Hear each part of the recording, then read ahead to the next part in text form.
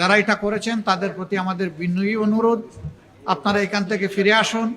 যারা যেখানে ছিল তাদেরকে পুনর্বহাল করুন। যদি না করেন তাহলে আপনারাই এক নায়কপন্থী শাসন ব্যবস্থা কায়েম করার জন্য এবং ফিসিবাদ ফিরিয়ে আনার জন্য আপনারা দায়ী থাকবেন।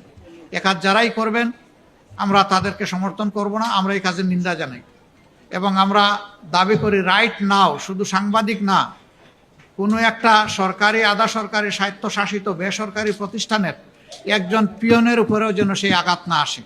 যদি আসে তাহলে এদেশের জনগণকে আমরা সাথে নিয়ে অবশ্যই আমরা প্রতিবাদ করব, প্রতিরোধ আমরা গড়ে তুলব। এটা আমরা মানব না, কোনো অবস্থায় মানব না। আমাদের অঙ্গীকার ছিল স্বাধীন বিচার ব্যবস্থা এবং স্বাধীন গণমাধ্যম, এই দুইটাকে আমরা পূর্ণ স্বাধীনতায় দেখতে চাই। গণমাধ্যম তার মতো করে চর্চা করুক, জনগণ গণমাধ্যমের মেসেজ কিভাবে নেবে এটা জনগণের ব্যাপার।